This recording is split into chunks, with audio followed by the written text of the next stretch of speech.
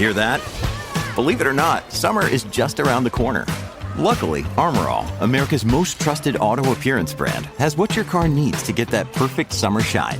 Plus, now through May 31st, we'll give you $5 for every $20 you spend on Armor All products. That means car wash pods, protectant, tire shine, you name it. Find out how to get your $5 rebate at armorall.com.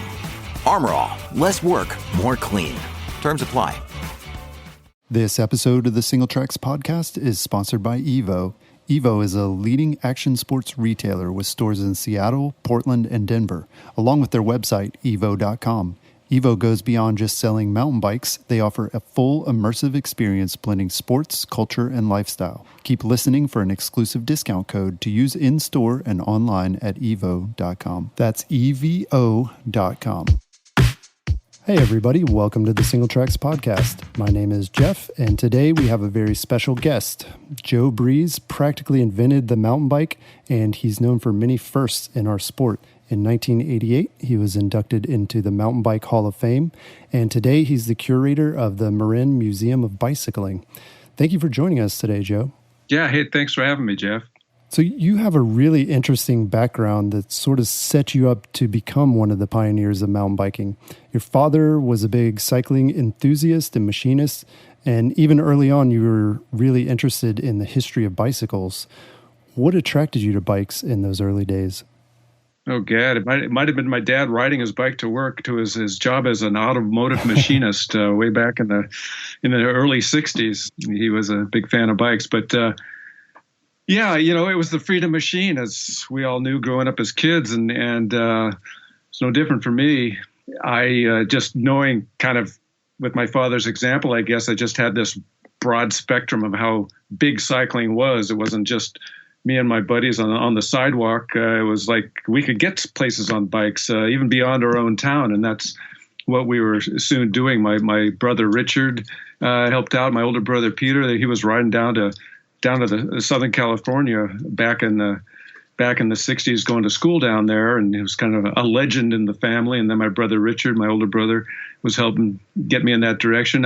Just in our neighborhood, like my friends Duke Mall and Brian Argy, we would, by fifth grade, we were riding outside Mill Valley to go bowling up northern Marin County, and it's just one thing led to another, and yeah, it's still today. It's in more ways than I ever thought is still the freedom machine for me. Right. Well, I mean, that makes sense. I guess a lot of kids start out that way because they're not old enough to drive a car or own a car or anything. But it's interesting that your father was such a cycling enthusiast, given his occupation, right? Yeah, right. And I think that it's kind of interesting that he was into automobiles, into sports cars. In fact, he raced sports cars, and that's probably why I became such a bicycle guy, because he actually knew our genetic makeup, and my biological brother Richard and he said, okay, he laid down the law. He said, okay, you two are not going to be driving until you're 18 years old. And so, you know, that magic moment of 15 or 16 years old came and went. And when my friends were getting their car licenses, my brother and I were still riding bikes. And by the time we were 18, the time I was 18, it's like, I don't need a license. I'm getting everywhere on a bicycle. And I wouldn't actually get my license, my driving license, till I was 26 years old. And that was to help drive out to Crested Butte, Colorado, to that Pearl Pass ride way back in 78. Wow. That's amazing. Yeah. So it's a little ironic maybe, but set me on that bicycle path for sure. Yeah, that's really cool. So in the early 1970s, you were racing cyclocross and biking some of the trails around Mount Tam. Was it unusual? Was that unusual to ride bikes off-road back then? Yeah, absolutely. That's a really good question. You know, today you go out on a ride on Mount Tam and you'll see so many mountain bikers right out on the trails and all. Back then, zip. Okay. I mean, I knew people who did ride on the mountain occasionally, but you wouldn't see them out there. So few. Mm-hmm. But yeah, and I would be on cyclocross bikes riding single track on Mount Tam in the early 1970s, and racing road bikes before that. But off road, yeah, on cyclocross in the early 1970s. Well, what kept other people from doing that? I mean, did Were they afraid the equipment wouldn't hold up, or did they just not think it was fun? Yeah, okay, you got to remember, too, the landscape was very different back then. Number of people riding bikes, period, was very low. This is like, well, in the 60s anyway, it's kind of like the low point, the nadir of cycling in America, and today we know a lot of our buddies are riding bikes, and there's a lot of stuff going on to do with bikes now.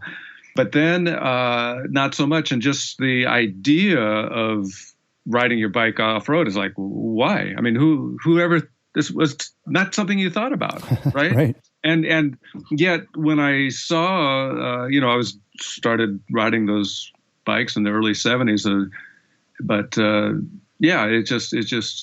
it wasn't apparent at that time. So in 1973, I got my first off-road, my first fat tire bike, and that was on the recommendation of my friend Mark Vendetti. Mark is actually our board president at our museum today.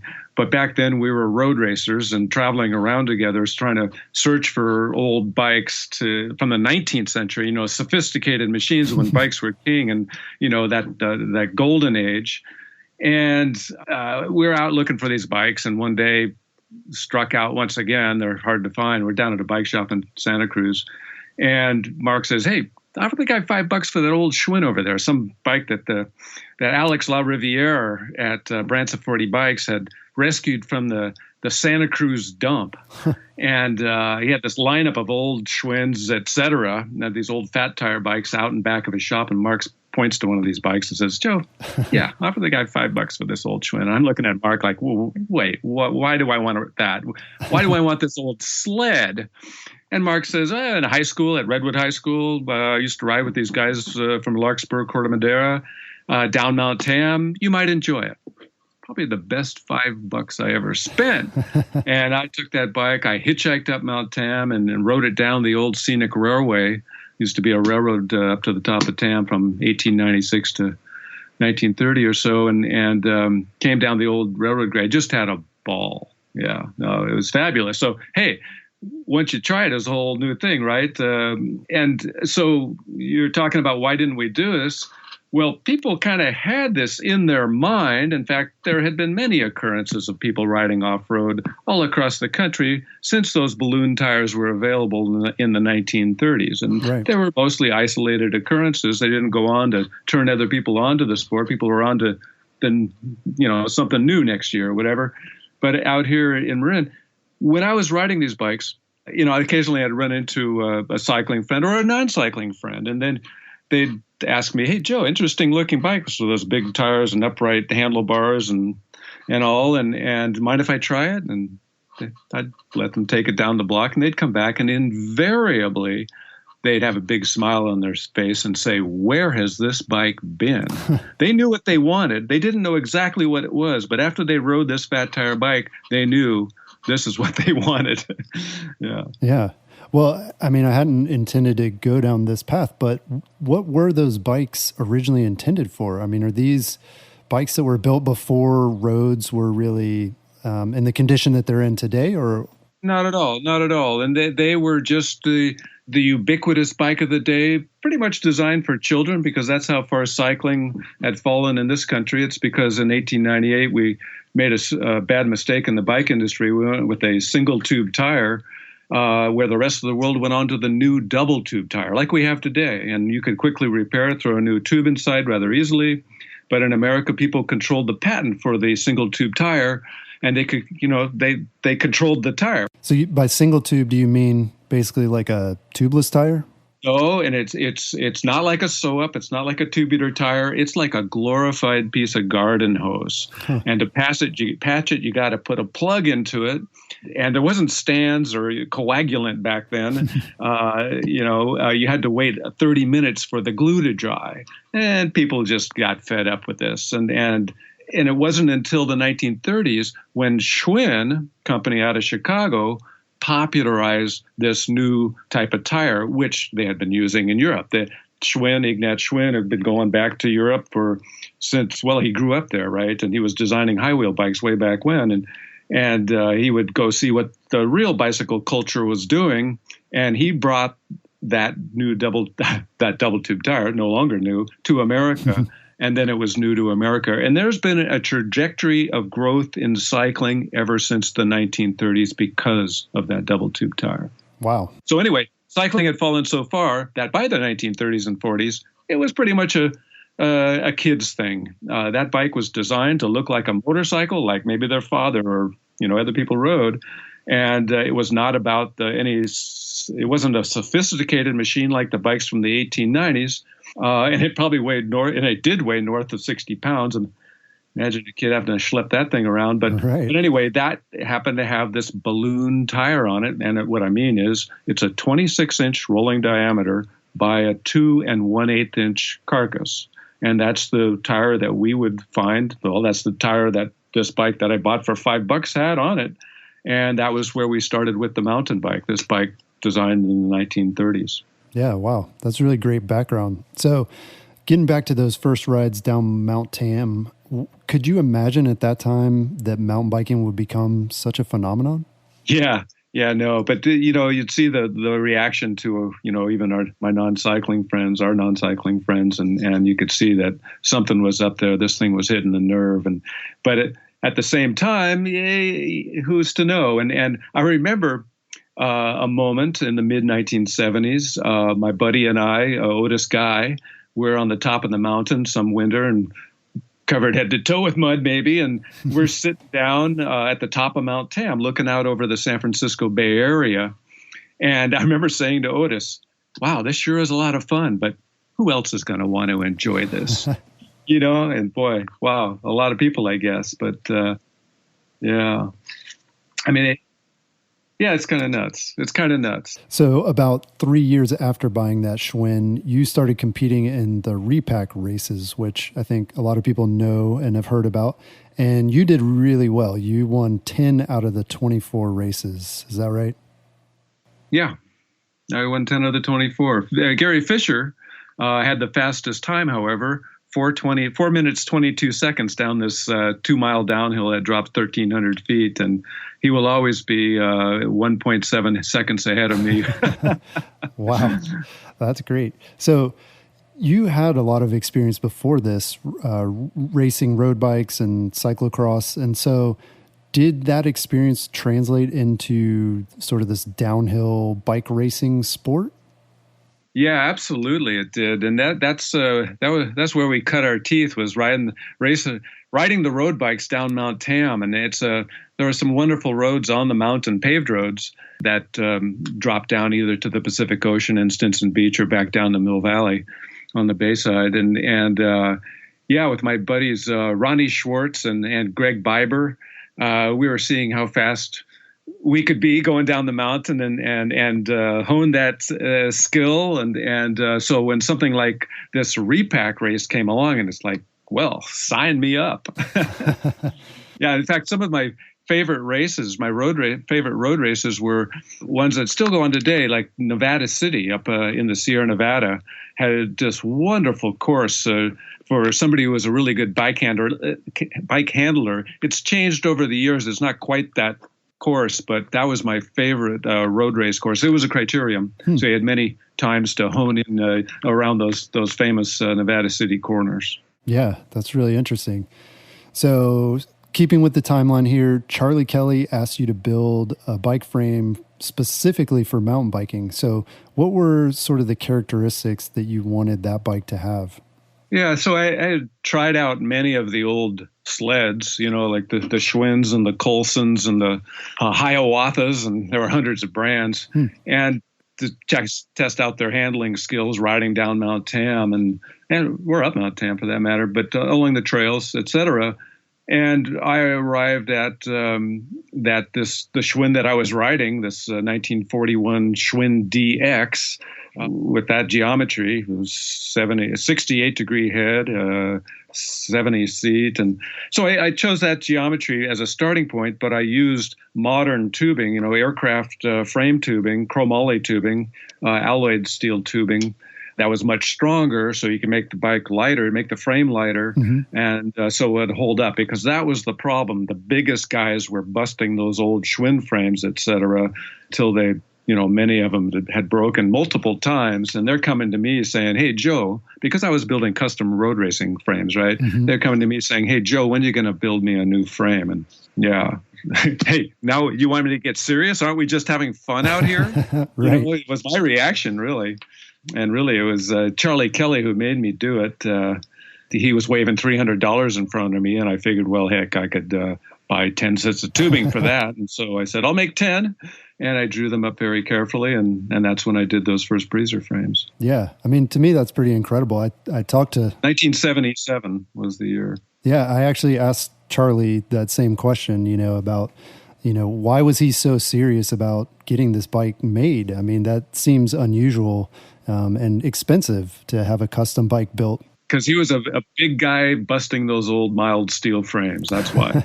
But yeah, I guess he really wanted to win. So like you said, you went on to build 10 more of those first generation breezer bikes. Yeah. Were those all custom orders for riders that you knew, or were they bikes you're kind of just building, hoping somebody would be interested in them? So this was the deal. I said, okay, I'll make 10. They're all going to be the same. And they were mostly for the bigger guys anyway, because those are the guys mostly busting the frames. But I built them mostly for the people racing at Repack who, knew that you could ride a bicycle off road, mm-hmm. and wanted that secret weapon. And there were people like Fred Wolf who founded the Repack course back in the mid 70s. And Wendy and Larry Craig, the couple that had Nikons with them, who really chronicled the birth of the sport. We're so grateful to them for keeping that history alive, showing our plaid shirts and Levi's, etc., denim shirts.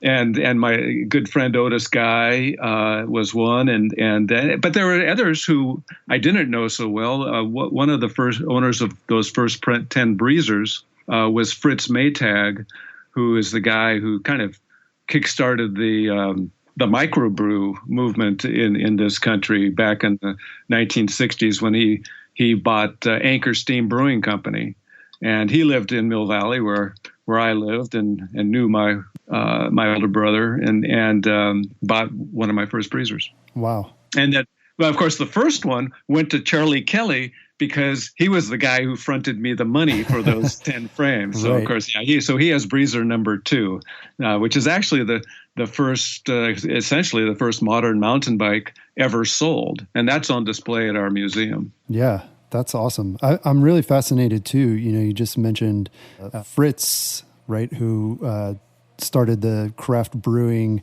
industry essentially here in the U.S. I was going to ask you about that, the culture of mountain biking and how, I mean, it's really interesting to me today that you see riders wearing a lot of flannel. That's still a popular thing. It definitely sets us apart from road riders. And then the craft beer connection too. I'm just incredibly fascinated to know that there is a connection there as well. Well, things go in cycles, and flannel might be on that track, but I think beer and bikes are going to always go together somehow. Yeah, that's really interesting. A tall, cool one tastes pretty good after a long, hot day out on the trail. Right, absolutely. So in 1978, you and Charlie Kelly and some others participated in the Pearl Pass Tour in Crested Butte, Colorado. What was that experience like coming from the budding mountain bike scene in the Bay Area? Yeah, well, Charlie, we were being interviewed by Coevolution Quarterly, and what was it, December of 77. And they told us about these guys in Crested Butte, Colorado, doing the same darn thing, And like I say, it wasn't anything new that we were doing. It's just that Repack just projected it to the world with all the 24 Repack races. That's Repack was really the crucible of mountain biking. But this thing in Crested Butte, yeah, we went out there. They actually didn't think that we were serious about it, but there we do. We're in September of 78. We showed up. There were 6 of us from Marin who showed up there, including Gary Fisher and Charlie Kelly and Wendy Craig and Mike Costelli. And yeah, it was a beautiful place. Holy cow. The aspens were turning just at their prime. Mm-hmm. Came into town. We just fell in love with the place. What a beautiful spot on the planet. And then we approached those guys down at the Grub Steak Saloon, and they're like, whoa, these guys came out here. And I didn't think they were even going to do it. The look on their face, the look of surprise, and they said, well, is she doing it? Pointing to Wendy Craig, and Wendy said, oh yeah, I'm doing it. And it's kind of like their machismo kicked in, and wow, yeah, and we're doing it too. So there were 13 of us that went over Pearl Pass that year. Quite an event, quite a spectacular time. Overnight up in Cumberland Basin at about 11,000 feet, going over this, I don't know, almost 13,000 foot pass, Pearl Pass. Yeah, wow. So were you riding clunkers at that time, or did you have some of your breezer bikes? Well, I had some of my first breezers. So this is September '78, and I had all 10 of them were now built, and so there were Charlie had a breezer, Wendy had a breezer, I had a breezer. I guess there were 3 breezers, unless I'm forgetting somebody. Sorry, but anyway, so we had those modern bikes, and it's kind of interesting. We're out in front of the Grub Stake Saloon, and the guys, the Bushans are looking at our new, well, you can't call them clunkers anymore, our new machines. Mm-hmm. And they're saying, well, what are they made out of? And I said, it's chromium molybdenum steel. And well, actually I said chromoly steel. And they said, moly? Like as in molybdenum? And I said, well, yeah. And they said, well, you see that mountain up yonder? That mountain there, AMAX wants to mine for molybdenum. And so they weren't so keen on the idea, actually. And I said, well, these bikes have such a very small amount of molybdenum in it. Right. And they kind of said, oh, yeah, okay. Yeah. But true fact. Yeah. Well, was that sort of one of the big first tests of how well the bikes climbed? I mean, was that different coming to Colorado from California? Were the climbs bigger, or was it any different from what you guys were used to? They claimed us of cheating.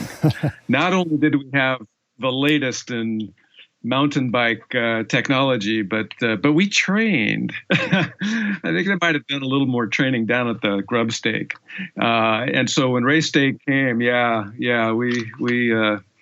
they liked us because we were also bike mechanics too, and we knew a few things about how to keep a bike together. So we kept their bikes going. They kept us in stitches with their entertaining ways up at Cumberland Basin and all. And we just had a great time. We were just like 2 beans in a pod there, and 2 peas in a pod, or 13 in a pod, and just having a wonderful time making our trek over Pearl Pass to Aspen. Yeah, that's cool. It sounds like you found kindred spirits in the mountain bikers there. And that's just really fascinating too, that this was happening at the same time, sort of independently. And absolutely. And the association between Marin County and Crested Butte is long. Of course, that's where they founded the Mountain Bike Hall of Fame way back in 1988. And this will be our 30th induction that we have this year, in fact, at the Marin Museum of Bicycling and Mountain Bike Hall of Fame. Yeah. That's really cool. So how did the mountain bike designs progress in those early days? Were there a lot of big changes from one generation to the next, or was it more gradual? Well, I suppose. And it's competition really has a way of improving the breed. And there's no stranger to our doings with these mountain bikes neither. This doesn't sound like any great shakes, but those first bikes I made had a 68-degree head angle or so, and the next ones I would make by 1980 would have a 70-degree head angle. And that whole geometry thing would be a big talking point in mountain bikes for years, but so many things were changing over the years. Better, lighter rims, better tires, and really the mountain bike racing was improving the bikes. Yeah. Yeah, that's interesting. You mentioned earlier too that those Schwinn's had a 68-degree head tube angle. Yeah, 67.5 for the what we called the Excelsior, those pre-war Schwinn ballooners. Huh. And I mean, today's bikes, 67.5-degree head tube angle, that's your, typical trail bike. Like I say, things go in cycles, right? Yeah. Yeah. There are reasons for that, of course. And maybe we'll talk more about that down the road here, maybe. Well, we're going to take a quick break, but when we come back, we're going to talk about Joe's design for the first dropper post and where mountain bike technology is headed today. Stay tuned. Evo seeks to deliver the ultimate shopping experience for mountain bikers. Check out their deep library of guides to everything mountain biking on evo.com/guides, or reach out to their dedicated team of customer care experts available by phone, online chat, and email. Unlike some other internet retailers, Evo bridges the gap between online and in-store with their 3 store locations, offering free shipping to stores and community events throughout the year. Shop at Evo for mountain bike gear and bikes from top brands like DaVinci, Evil, Santa Cruz, Transition, and Yeti, and take advantage of their price match guarantee. Use coupon code SingleTracks online at evo.com or in Evo's store locations to get 10% off your next order. That's Evo, EVO.com. So, Joe, what was it like running the Breezer bike brand for nearly 3 decades? You started out as kind of a one-man shop and, grew into a multinational corporation. Were there challenges or perks that you found sort of along the way? Well, certainly challenges. My forte is more design than running a company, really. Mm-hmm. Building bikes I love. Perks, absolutely. Boy, riding a bike, it's a perk every day. Every day it's like I just learned how to ride a bike. I just love bikes, always will. But along the way, after building those frames in the 80s, I'm the guy welding these frames together, and maybe not the fastest bike builder in the world. I'm so focused on other ideas, like coming up with parts. My good buddy Josh Angel, for instance, was one of those guys. Well, you mentioned earlier the height rate, but anyhow, so I'm looking for ways to get more frames out there, and I partnered with a company in St. Cloud, Minnesota, in the mid 1980s, and we were doing a bike of my design called the American Breezer. It was part of their line, and they were handling the sales to shops, etc. Mm-hmm. And that was a model I would use for a number of years, doing the Breezers. For instance, just after that, I got together with Interjet, international company, and they were selling Breezers around the world. My designs, I would be, telling everybody how to weld frames together, et cetera, but other people actually making the frames. And those are maybe for those who have Breezers, these are with the spear point paint jobs like the old Schwinn's used to have that I borrowed, that I lifted from those early 1930s, 40s Schwinn's with those two-tone spear point paint job. And that was all during the 90s mostly. I was doing that project.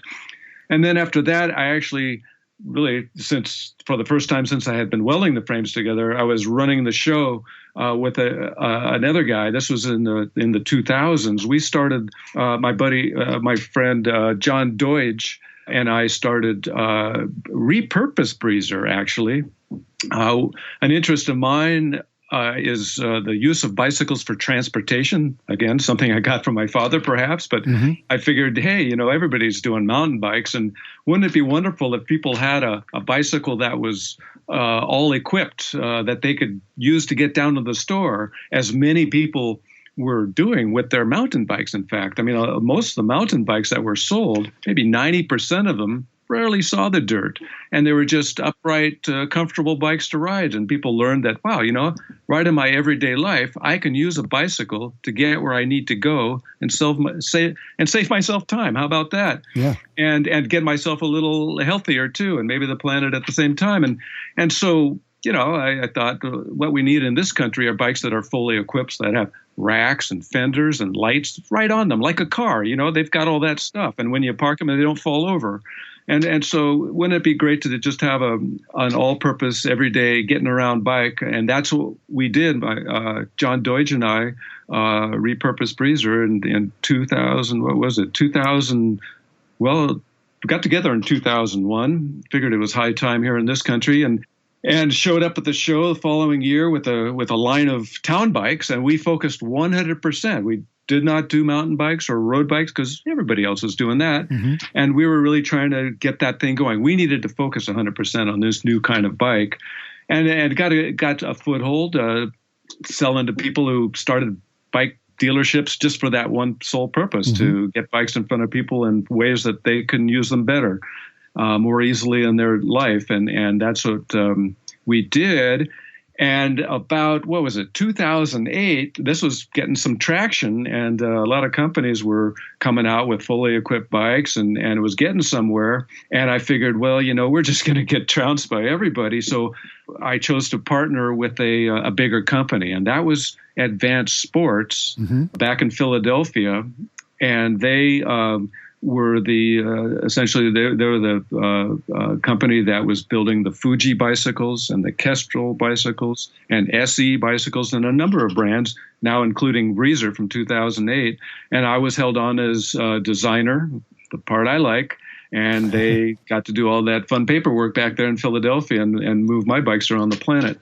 So, yeah. And so, I've had these different models over the years, and that's where we are now, still doing transportation for a healthy planet, but with a little bit more horsepower. We're doing mountain bikes. I've been doing mountain bikes again since 2010, and some road bikes like new gravel bikes, adventure bikes, for something in between road biking and mountain biking, which seems to be really catching on right now. Yeah. Definitely. And like you said, these things do seem to go in cycles where where one thing is hot for a while and then it dies down a little bit and then it comes back. A lot of riders might not know this, but you actually developed the first dropper seat post, the Height Right, in the early 1980s. Why do you think it took so long for this to become such a must-have accessory for mountain bikers? Yeah. Josh and I came up with that. Josh Angel and I came up with that in 1984 or 3, something like that. We got a patent on it. And why do you make it sound like it was never a big deal? Actually, back when we started that thing, my gosh, it's like I forget how many distributors I had, but they were on all the top bikes made at that time as original equipment. Oh, wow. And even before 1990, we had sold over 250,000 of those Height Rights. Wow. Started with our advertising, our slogan, "Descend with Conviction." And the reason it essentially went away, like you did notice, was that early on, in 1990 something, the race promoters realized that, hey, if they instead of having these epic point A to point B races, if they could have a shorter loop, then they could have more spectators coming to their race, right? And of course, once you shorten that lap, then there's less time to be bothering with lowering your saddle. So the Height Right kind of went away for a while there, and it wasn't until more recently that people really brought back more fun into mountain biking as suspension got better and you could go further off road and having a really light bike for racing wasn't the key thing anymore after the 1990s and people started to focus on that fun end again, and people came out with dropper seat posts, even with a remote. I was working on a remote in 1990 when the whole thing went south. And then, then people are coming back with this Height Right thing again. Wonderful. And actually, we even had, I had a few left over from all the ones that we sold. And my son is now cleaning up the closet, selling them online, for people looking for a lower price seat dropper. Yeah, it's about 1/10 the price of what today's seat droppers cost. Yeah. Yeah. Wow. What can you describe the design? I mean, it's a really simple design. It is so simple. I didn't think we could get a patent on it, but our patent attorney said those are the very best kind, right? And anyway, it's a simple torsion spring that you attach onto your seat post with a clamp, and the lower leg fits against wraps around a quick release skewer, like all bikes used to have, and some still do have. And then you just, as you're riding along on the fly, you reach back and undo that quick release lever and controllably lower your saddle to where you want it for that gnarly downhill. And once you're back onto terra firma, flatter ground, you can just reach down and pop it right back up to your efficient pedaling height, and it keeps it straight with the frame, and off you go like nothing ever happened. And so, like I said, sold a lot of those things, and it's a way to have fun on a mountain bike for sure. You cannot sell a mountain bike today if it doesn't have a dropper seat post, it seems sometimes. Very unlike pedals. Mountain bikes can come without pedals because a lot of people have directions they want to go in for their personal pedal, but man, it doesn't have a dropper seat post. Holy cow. Yeah. Yeah, definitely. And yeah, this just further highlights that trend of just everything being so cyclical in the industry. And Yeah, I don't know if that will be a cycle. I think that's here to stay. I hope Drop so. post. Yeah, it's a fun thing. Well, as long as fun stays around, we'll have a drop receipt post. Yeah, that's a great point. You co-founded and are the curator of the Marin Museum of Bicycling in Fairfax, California, which seems really fitting given your early interest in bicycle history. What does it feel like, though, to have some of your own creations, like the early Breezer bikes, in international museum collections like the Smithsonian? Oh my gosh, yeah, that's to have anything in the Smithsonian. That's an honor for sure for me. Holy cow, I was just blown away. I finally made it out there to see it in the American History Museum. They're off Constitution Avenue on the Washington Mall. Oh, cool. Finally saw it sitting there in all its beautiful blue glory. I hadn't ridden it since about 1980 or so. But there it will sit forever. So yeah, it's quite an honor. And yeah, the whole, like, who would have thought this? Like we were talking about earlier, like to think that our little fun in the woods would grow up into essentially the ubiquitous bike on the planet. A fat tire bike all around the world is that bike. Yeah. That's the go-to bike for everything, right? Not just mountain bike, but just getting across to wherever in the world, the jungle or some city and in any big city in the world. So yeah, and it's something that you just can't see coming. I mean, yeah, you can think, my friends are enjoying this. You can kind of see it coming, but you don't know how big it's going to get. And what I tell people is, if you're sitting around, imagine us back in the early 70s, sitting around a campfire, jawing, roasting marshmallows, whatever, talking to our friends about where this bicycle someday might go, And if you gave any inkling, hey, this bike is going to be, well, like it is today, they would lock you up. Right. I mean, there has been so much essentially chaos along the way, that things that you never saw coming that have pointed to this bicycle as something you want to do. That was just, things are not obvious until they're obvious. and this is no exception. And yeah, it's come a long ways. It's just amazing that people would care this much about something we were just having fun out in the woods 40 some odd years ago. Yeah. Well, when you were younger too, and you were interested in these older bikes and some of the historical aspects of bicycling, did you follow sort of the inventors? I mean, did you ever see yourself as one of those people? Could you see yourself in the shoes of, say the guy who invented the penny farthing? Not back then, for sure. And I had, it's a funny thing about that museum because Mark Vendetti, Otis Guy, and I, back in the 1970s, were hoping to do just that museum back then. And to really, before the mountain bike, right? Yeah. And we really wanted to show those bikes from the 19th century that made the bicycle happen. The bicycle was formed in the 30 some odd years between 1865 and 1895.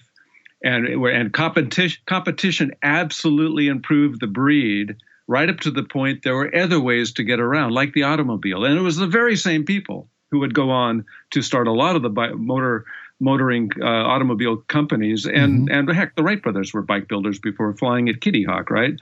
And so this is what we wanted to share, this fabulous history about the bicycle and its important role in all of industry. Did you know that the ball bearing was perfected with the bicycle? Wow. We have a bicycle in the museum that has the very bearing on it from Daniel Rudge, which is considered the great granddaddy of all ball bearings in the industry today. Wow.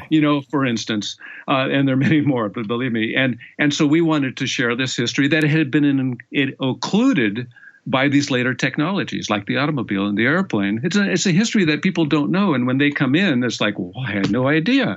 So anyway, we were hoping to do that. And then we finally do this museum many, many years later, right? 40 years later. And that we are now part of that history. That's the strange part. And yes, I thought highly of Daniel Rudge, and I thought highly of Hans Reynolds, who gave us our bush roller and chain, the most efficient method of transmitting power known still today, and the same technology that we propel our bikes with today. That chain's no different, and that we are part of this history. It's really strange when I'm showing people around. I'm really digging showing them that 1890s history, but when it comes to the mountain bike, it's like I would almost like to talk in the third person. I wasn't even there, but now I'm part of that history. So it's nice. I can give people that firsthand knowledge of what we did way back when, but it's a little strange, let me tell you. Yeah. Yeah. I mean, I know you don't want to toot your own horn, and yeah, that's probably a little weird, but I mean, how would you place the mountain bike on that historical timeline? I mean, how big of an inflection point was that compared to, say, the height of bicycling before that, the 1890s? Yeah. Well, it was a pretty amazing time back in the 1890s, this golden age of cycling, where it was the darling of transportation culture, or more than that. It was in all the popular magazines, thousands of stories, and of course in all the scientific journals like Scientific American. The latest technologies coming from bicycles. Just about half the patents in 1895 were about the bicycle. Wow. Okay, there was where you went to get your bike. To get your idea patented, there was a building for bicycle patents, and there was a building for everything else. Wow. Okay, yeah, that's how huge it was, and yeah, it was the center of culture. I mean, it was that golden age. So how to compare that to the mountain bike? Well, okay, so the mountain bike's been around for over 40 years now, and it's really changed a lot with how we get around in life, and really. It's a crazy nutty thing, but it even seems to have even rejuvenated the idea of using a bicycle for transportation, not even in our country, but in Europe, in Amsterdam, in Germany. Bicycles, the mountain bike brought new blood to cycling and invigorated the sport and inspired whole new generations to enjoy the beauty of a bicycle and how, it's the most efficient vehicle ever devised, Yeah. And that's really, as dry as that might sound, the most efficient vehicle ever devised, that's what puts the smile on our face when we ride a bike, and we are just astounded with how we're able to propel that thing down the road and down the trail and fly down the hill and do all those amazing things. And that's what the mountain bike did around the world, was reinvigorate cycling so that many people could use a bicycle to do something as simple to go down to the store and buy a quart of milk and incorporate it right into their lives so they could get health while they get where they go. And so anyhow, it's been a pretty amazing ride, and I hope it keeps on going. Yeah, that's really amazing to think about, sort of that first boom and then this second boom. There are some similarities, but yeah, like you said, it's really different, I guess, in the way that those things have moved forward. One of the tenets that you advocated for when forming NORBA, which was the North American Off-Road Bicycling Association, was self-sufficiency, particularly when it comes to riders and their equipment. So I wanted to ask you, how do you think electric mountain bikes fit into all this in terms of self-sufficiency or, getting out on trails with an electric motor? Yeah, sure. I think it correlates well. And the self-sufficiency I was aiming for, I was hoping to not develop a freak bike through racing, which kind of has happened with road bikes. It's the UCI many decades back, chose a path of making the athlete the star of the show, where before that, when bikes meant something beforehand in the 19th century, the technology was part of the star of the show. Yeah. And now, instead of the focus being on the technology, it's been on the athlete, to the detriment of growth in cycling. And that's why a bike from the 1890s in profile doesn't look a whole lot different from the Chris Froome's bike that he won the Tour de France on last year. And it's not, I mean, certainly there are updates to it, but in basic profile, it's the same diamond-shaped frame with those 2 pneumatic wheels, about the same diameter. And it's because the rule book states that that's what a bike must look like, that to be legal to race as a machine. And that's easy marketing for the builder because, you built what won the race on yesterday, right? So as bicycles once again are being seen as a solution in our everyday life to get transportation, brighter people are coming back into the industry. And it could be that, and I should tell you about something else that's happened. The UCI has once again hinted that they're interested in giving back to humanity a better bicycle developed through racing.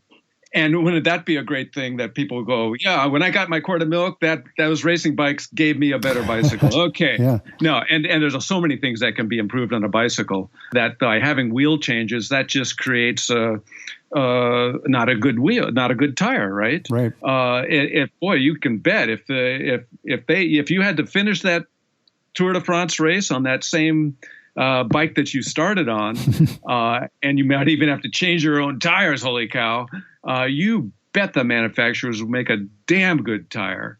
And we'd all be the beneficiaries of that new improved technology. So the UCI is getting smart with the game and realizing that they can have a great impact on society in a very positive way by changing the rules a little bit in the racing plan to make bicycles more self-sufficient. That's what I was shooting for with mountain bikes, not to develop a freak bike like a road bike, a road racing bike is today.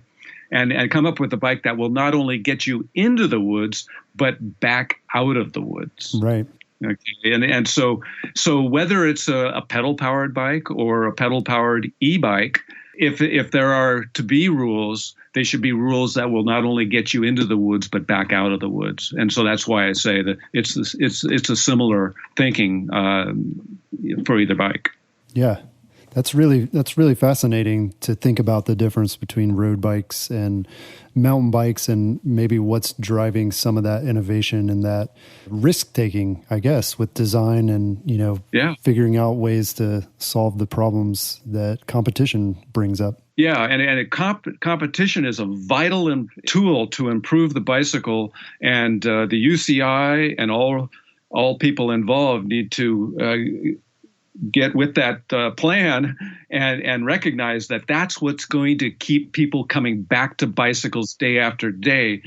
Bicycles that's useful to them, that works well, that is trouble-free. That's our goal, and that's what's going to keep us not only getting into the woods, but back out of the woods for whatever we use a bicycle for. And that will make that a bicycle more and more beautiful as we go down the road.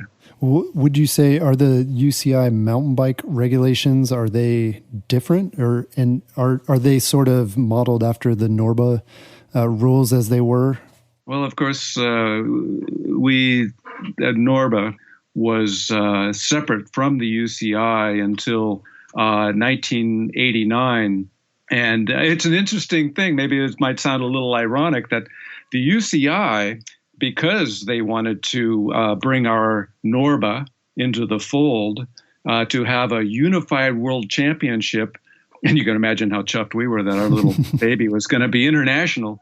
Well, they actually, just that one thing that the UCI did, which did come about, kind of interesting story how it did come about. But anyway, that one ruling from the UCI infused, man, I just got to tell you the story, I guess. But so I should tell you, the Italian Bike Federations, when the UCI brought that up, they said, wait a minute, not so fast. You guys, us at NORBA, don't even have downhill racing. And in fact, we did not at that time, even though that's our roots, right? Right. When we founded NORBA back in 1983, we were also the trail advocacy group. We were trying to save our trails. And the last thing we wanted to do was sanction downhill races because of the political blowback. Right.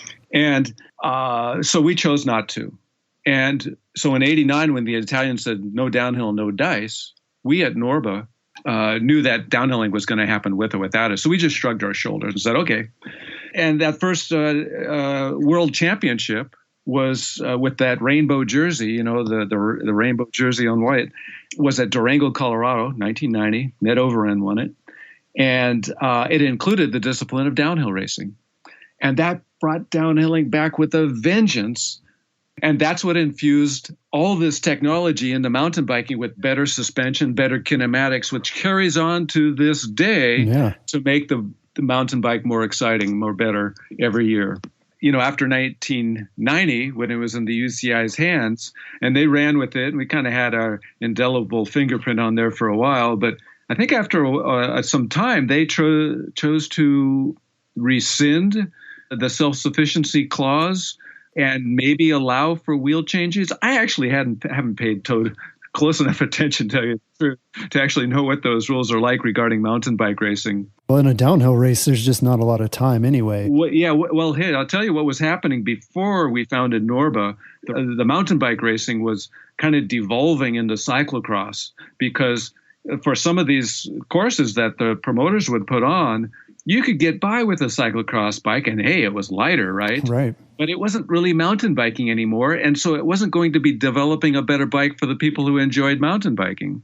So by going away from that rule, they run that risk of making a freak bike out of mountain bikes. And so, I think they'd have their heads screwed on straight there at the UCI, and they'll do the right thing to continue on with what's obviously a boon to the sport. Well, Joe, thank you so much for talking with us about mountain biking history and about the history of the bike. Clearly, you're really passionate about it, and you're one of the people that founded the whole sport. And so it's just really awesome to be able to talk to you about mountain biking. Well, you're welcome, Jeff. Thank you very much. Wonderful questions of yours. Really had a good time. Thanks. Well, you can learn more about the history of bikes and bicycle technology by visiting the Marin Museum of Bicycling in person or online. Also, be sure to check out the Mountain Bike Hall of Fame, co-located with the Marin Museum in Fairfax, California. If you've enjoyed this episode, please share with a friend or post a quick review in your podcast app. Stay tuned for more great interviews. Peace.